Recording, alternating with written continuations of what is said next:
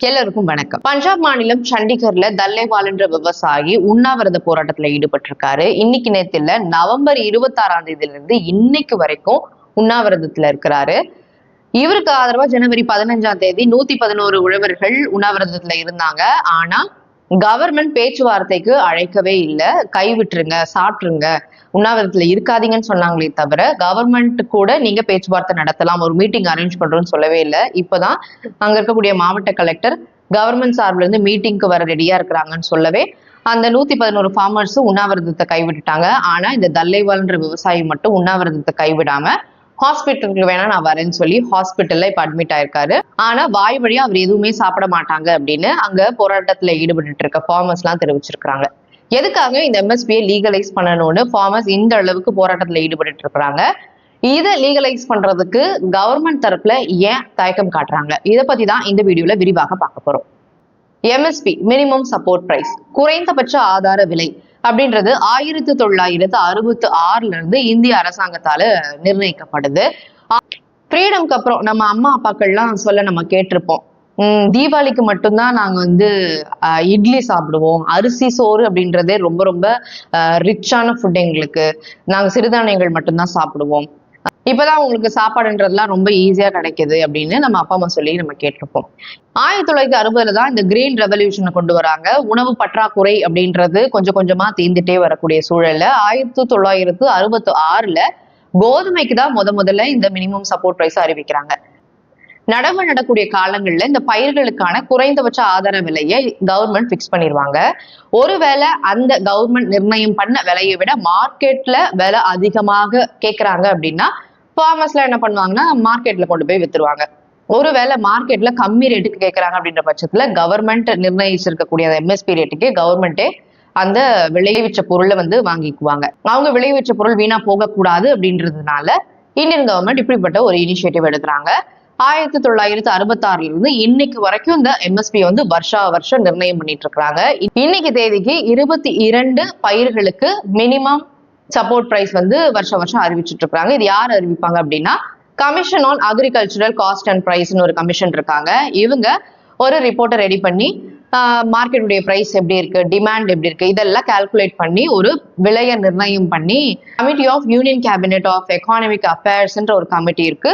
அதுக்கு prime minister தான் chairperson. So அந்த கமிட்டி கிட்ட இந்த ரிப்போர்ட்டை கொண்டு போய் கொடுத்துருவாங்க. இதுக்கு சேர்பர்சன் பிஎம்ன்றதுனால அவரு அந்த ரிப்போர்ட்டையும் பார்ப்பாரு. மற்றும் மாநிலங்கள் தரப்புல என்னென்ன மாதிரியான கோரிக்கைகள்லாம் முன் வச்சிருக்காங்க எல்லாத்தையும் அலசி ஆராய்ஞ்சு ஒரு முடிவுக்கு ஒரு எம்எஸ்பியை நிர்ணயம் பண்ணுவாங்க. இப்படிதான் இது வரைக்கும் நடந்துகிட்டு இருக்கு. இதை நீங்க லீகலைஸ் பண்ணி கொடுத்துருங்க, நீங்க சட்டமாவே மாத்திட்டீங்க அப்படின்ற பட்சத்துல டெஃபினட்டான ஒரு சேலரி மாதிரி நாங்க எதிர்பார்க்கலாம்ல. நாங்க இதை ப்ரொடியூஸ் பண்றோம், எங்களுக்கு ஒரு சேலரி கிடைக்கும், நாங்களும் ஒரு சேலரிடு எம்ப்ளாயி மாதிரி மாறிடுவோம், எங்களுடைய பினான்சியல் ஸ்டேட்டஸ் நல்லா பூம் ஆகும், செக்யூரிட்டி ஜாஸ்தியா இருக்கும் எங்களுக்கு. ஒருவேளை மழை வெயில்னு எங்க பயிர்கள் வீணா போகுது ஒரு பக்கம், இன்னொரு பக்கம் நாங்க விளைவிச்ச பொருட்களை எங்க கொண்டு போய் வைக்கிறதுன்னு தெரியல, நீங்க குடோன்ல அமைச்சிருக்கீங்க ஆனா அது ப்ராப்பரா கூட மெயின்டைன் பண்றது இல்ல. எத்தனையோ நாள் நம்ம நியூஸ்ல பாத்துருப்போம்ல, கிடங்குகள்ல கொண்டு போய் விவசாயிகள் பொருட்கள்லாம் வச்சிருப்பாங்க, அது மழையில நனைஞ்சு அழுகி போகுது, வெயில நனைஞ்சு வீணா போகுதுன்னா நியூஸ் எல்லாம் பாத்துருப்போம்ல. இந்த மாதிரி எல்லாம் ஆகுறதுனால எங்களுக்கு லாஸ் ஆகுது. ஆல்சோ மார்க்கெட்ல ஜாஸ்தி பிரைசஸ்க்கு எங்களுடைய பொருட்கள் எடுத்துக்கல. எம்எஸ்பின்றது ஒரு சில கிராப்ஸ்க்குலாம் இல்லவே இல்லை. அதனால நாங்க என்ன பண்ணுவோம், எத்தனையோ நியூஸ் பார்த்துருப்போம்ல, தக்காளி அப்படியே கீழே கொட்டிடுவாங்க, கத்திரிக்காயை கொண்டு போய் லாரியா கொட்டக்கூடிய அந்த விஷுவல்ஸ்லாம் கூட நம்ம நிறைய பார்த்துருப்போம்ல.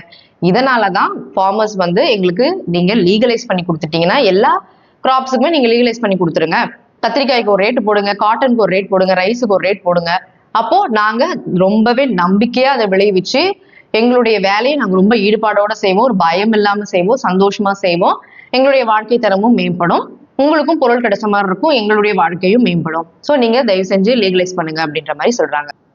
அது மட்டும் இல்லாம எல்லா கிராப்ஸுக்குமே நீங்க எம்எஸ்பியை லீகலைஸ் பண்ணிட்டீங்கன்ற பட்சத்துல விவசாயிகள் எல்லா பயிர்களையும் பயிரிடுவது ஒரு தைரியத்தோட பயிரிடுவாங்க. இல்ல இதுக்கு மட்டும் தான் எம்எஸ்பி இருக்கு, எதுக்கு ரிஸ்க், நான் எம்எஸ்பி எதுக்கு அறிவிச்சிருக்காங்களோ அதுக்கு மட்டும் நான் ப்ரொடியூஸ் பண்ணிக்கிறேன், அதை மட்டும் நான் உழவு பண்ணிக்கிறேன், மீது எந்த பயிர்களுமே எனக்கு வேண்டாம் அப்படின்னு நினைக்கக்கூடிய அந்த தன்மை மாறி எல்லா பொருளுக்குமே எம்எஸ்பி இருக்குல்ல, எல்லா பயிர்களுக்கும் எம்எஸ்பி இருக்குல்ல.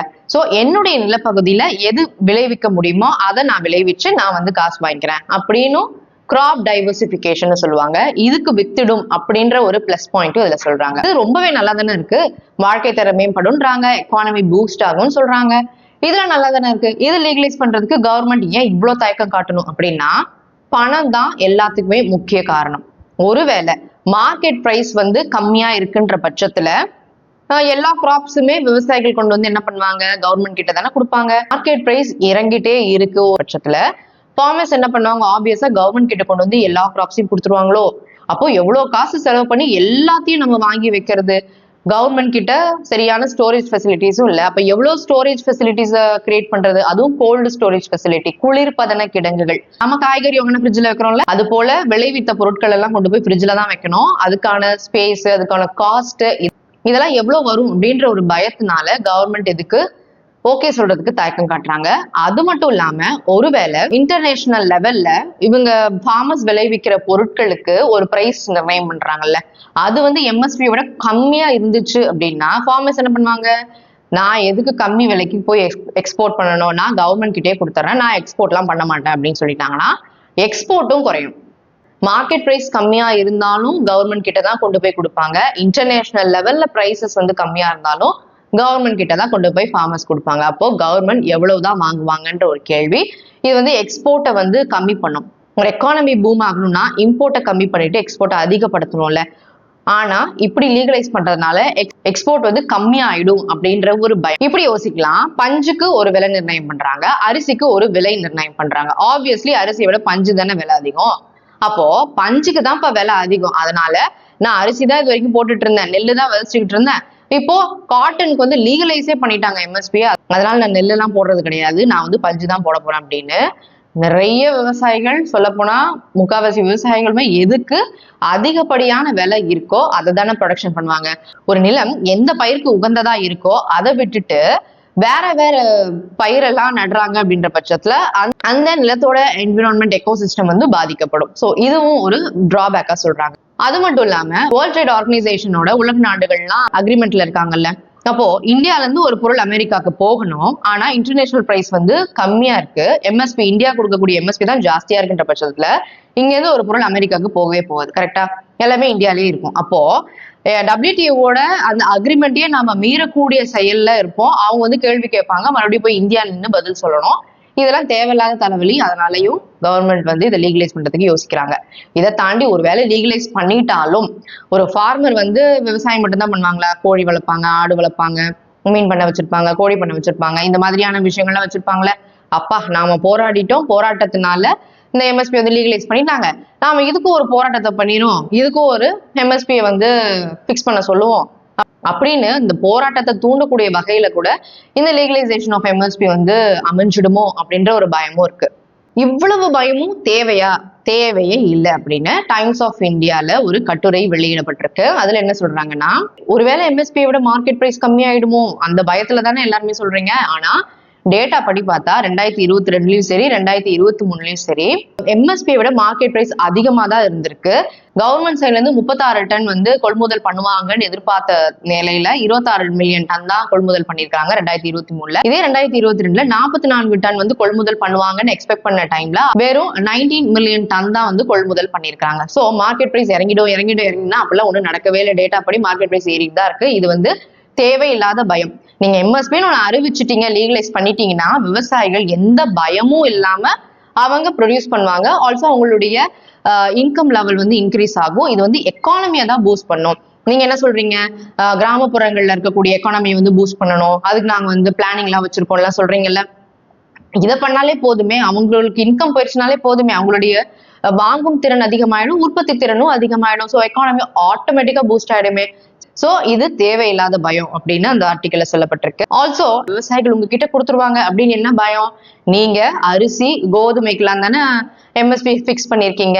அந்த அரிசியும் கோதுமையும் வாங்கி என்ன பண்றீங்க? பப்ளிக் டிஸ்ட்ரிபியூஷன் சிஸ்டம், அதாவது ரேஷன் கடையில தானே கொண்டு போய் கொடுக்குறீங்க மக்களுக்கு சப்சிடியோட. நீங்க ஃபார்மர்ஸ்க்கு நல்லது பண்றதா சொல்றீங்க. ஆனா தெளிவா பார்த்தா இது பொதுமக்களுக்கு தானே நீங்க நல்லது பண்றீங்க. விலையில்லா அரிசின்னு பொதுமக்களுக்கு தானே கொடுக்குறீங்க. ஒருவேளை ஃபார்மர்ஸ் கிட்ட இருந்து வாங்கி நீங்க அதை சேல் பண்ணி ஒருவேளை லாஸா போச்சுன்னா நீங்க சொல்லலாம். ஆனா வாங்கி உங்களுடைய அரசாங்கத்தை மேம்படுத்துறதுக்கும் நீங்க கொடுத்த வாக்குறுதியை நிறைவேற்றுறதுக்கும் தானே இங்க நீங்க விலையில்லா அரிசின்னு கொடுக்குறீங்க, விலையில்லா கோதுமைன்னு கொடுக்குறீங்க, குறைந்த ரேட்ல ஒரு சில விஷயம் கொடுக்குறீங்க, பொங்கல் தீபாவளினா பரிசு தொகுப்பு எல்லாம் கொடுக்குறீங்க. அப்போ உங்களுடைய லாபத்துக்கும் பொதுமக்களுடைய லாபத்துக்கும் தானே இது இயங்கிட்டு இருக்கு.